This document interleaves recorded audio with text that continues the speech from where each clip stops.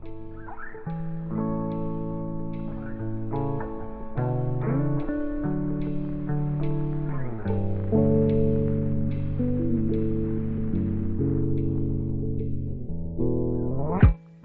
привет! Меня зовут Тайжан, также известная как Мунсол, и это мое видео о том, как я создала свой короткометражный анимационный фильм «К свету» или же «To the Light». Так как мне не раз задавали вопросы про учебу на аниматора, я подумала, что некоторым будет интересно посмотреть, как ведется сам процесс. Ну и давайте начнем. Фильм «К свету» был создан в качестве проекта для моей дипломной работы. Над дипломным проектом мы работали еще с 3-го курса, так как нам порекомендовали начинать его заранее. В то время у меня была совсем другая задумка, которую я разрабатывала еще во 2-м курсе. Это должен был быть фильм про монстрика, который комплексовался из-за своей внешности и, смотря на других, присваивал себе такие же конечности, как и у них. Я выбрала монстрика вместо людей по той причине, что так было бы интереснее показать то, как он удлиняет себе конечности или прибавляет парочку рогов себе на голову, смотря на других персонажей.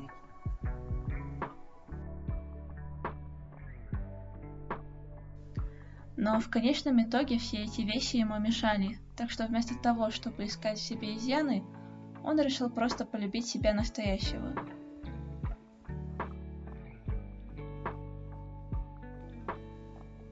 Эту идею многие похвалили и назвали интересной, но чем дальше я ее продвигала, тем больше она мне казалась сырой и непонятной, а сцен было слишком много. В итоге я решила отложить этот проект и придумать что-то другое. И таким образом родилась идея для фильма «К свету».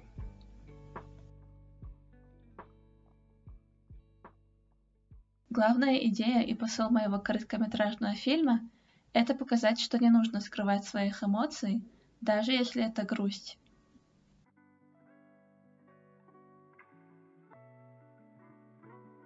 Я долго думала над тем, как визуально показать то, как человек не справляется со своими эмоциями, но в конце находит покой.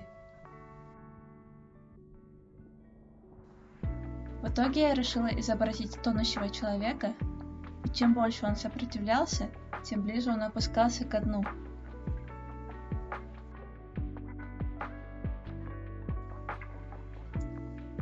Тогда я решила нарисовать то, как девочка пытается не плакать на своей кровати, а непроплаканные слезы выходят через щели пола, и постепенно комната главного персонажа наполняется водой. Она закроет глаза от ужаса и снова открывает, оказавшись в океане. После тщетных попыток всплыть наверх, она сдается и плачет, а ее слезы превратятся в крылья, которые поведут ее наверх. Я подумала, что с таким сюжетом будет сложно анимировать меньше, чем за 5 месяцев, и с визуальной точки зрения мне тоже было трудно представить каждое действие, так что я решила немного изменить сюжет. Вместо этого я решила, что девочка увидит себя во сне в глубинах океана. Ее слезы превратятся в дельфина, который положит ее к себе на спину и поднимет ее наверх. Хочу добавить, что на эту идею меня вдохновил фильм «Головоломка», который вышел в 2015 году. Думаю, много кто видел этот фильм, но я все равно кратко объясню, о чем он. В данной кинокартине есть 5 эмоций: радость, грусть, гнев, страх и брезгливость. Они живут внутри мозгового офиса. Эти эмоции определяют поведение 11-летней девочки Райли через панель контроля. Они помогают ей пройти через взросление и привыкнуть к переезду в новый город. Радость в этом фильме решила взять на себя место быть главной среди остальных. Ведь это давно принято, что человек всегда должен чувствовать только радость и счастье. Но так ли это на самом деле? Правильно ли человеку чувствовать только радость? Нужна ли вообще в нашей жизни такая противоположная эмоция к радости, как грусть? Ответ – да.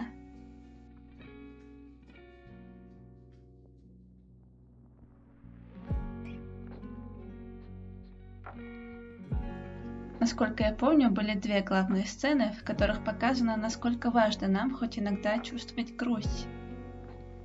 Один из них – это когда радость и грусть оказались в мире воспоминаний Райли вместе с ее воображаемым другом Бинго Бонго. Там находились острова ее воспоминаний, которые постепенно рушились из-за периода ее взросления. Это означает, что она начала забывать моменты из своего детства. Рабочие в этом мире отобрали у Бинго Бонго его машину. От этого он впал в отчаяние и сел за обочину, не желая ничего делать. Радость тут же решила хоть как-то подбодрить его своим веселым тоном и даже попробовала пощекотать, но тот был слишком опечален тем, что Райли начала его забывать.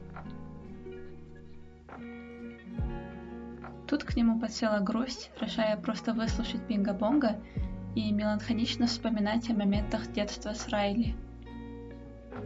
Такой сочувствующий разговор облегчил страдания Бинго Бонго, и ему стало намного лучше. Я ясно помню, как этот момент в фильме стал для меня огромным прояснением. Этот момент надолго сохранился у меня в памяти, и я долго думала о том, как хорошо бы создать свою анимацию со схожей идеей.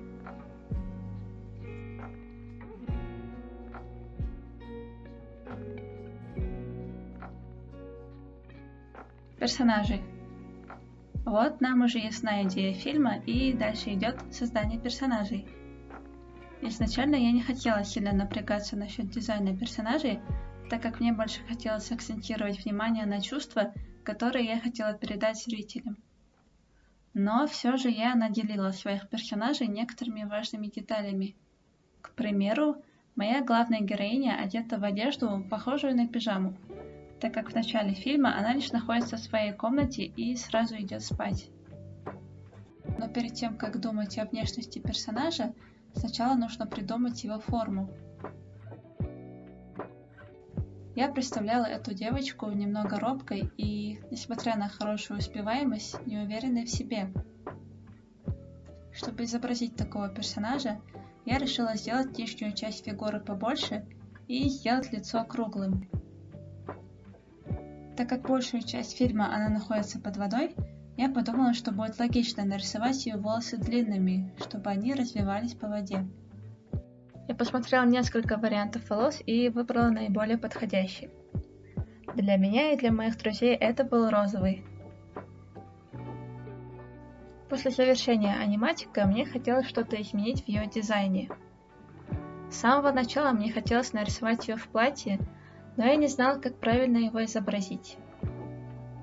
В итоге, набросав пару эскизов, я нашла подходящую форму.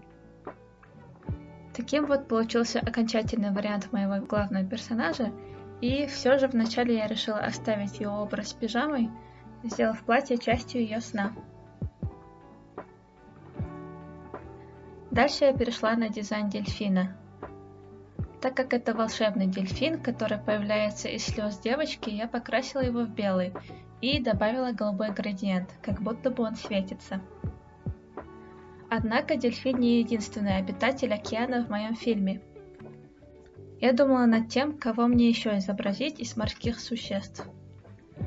Я хотела, чтобы мой персонаж был точно уверен, что он попал в настоящую глубину океана. В итоге я просмотрела много референсов, чтобы посмотреть, кого можно изобразить. Изначально вместо ската мне хотелось нарисовать кита и показать его величину, но я подумала, что тогда он возьмет на себя много внимания.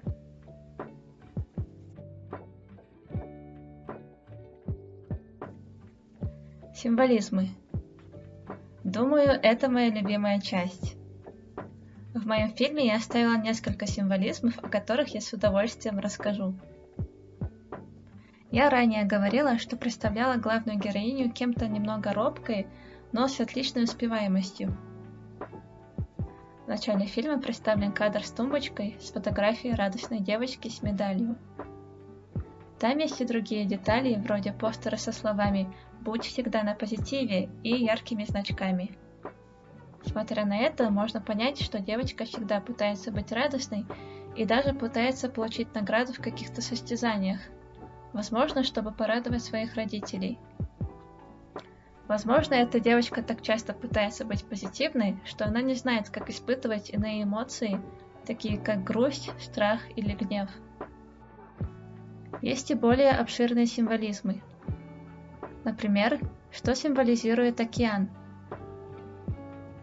Океан символизирует тяжелые эмоции, такие как уныние и даже депрессия. Это то место, куда так не хотела попасть наша героиня. Тьма, которую уносит девочка, символизирует застрявшую проблему, которую она игнорирует. Она продолжает игнорировать, пытаясь уплыть. Но от этого проблема заглотила ее полностью. Свет. У света тоже есть свой символизм. Для меня стала вдохновением картина Ивана Айвазовского «Буря на море ночью».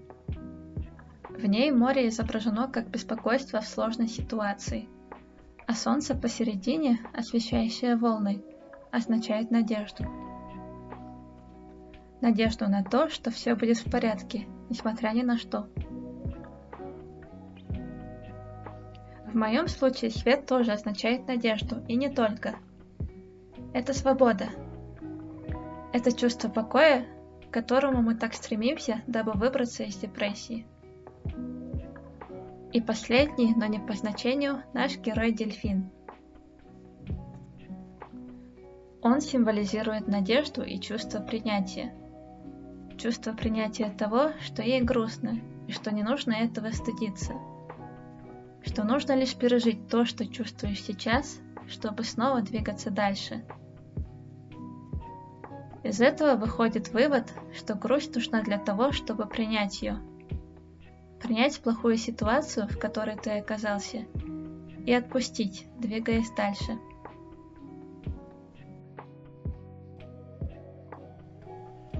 Я думаю, что этот фильм очень близок ко мне, так как я разделяю те же переживания, что и главная героиня. Мне никогда не приходилось стыдиться своих эмоций, и я всегда могла поплакать, когда мне этого хотелось, или просто погрустить. Однако для окружающих это было что-то странное и непринятое, и при этом мне всегда твердили, что никогда нельзя плакать. Однако я знаю, что нет нужды стыдиться своих эмоций. Я буду продолжать радоваться, плакать и злиться и не тратить свою энергию на чувство стыда.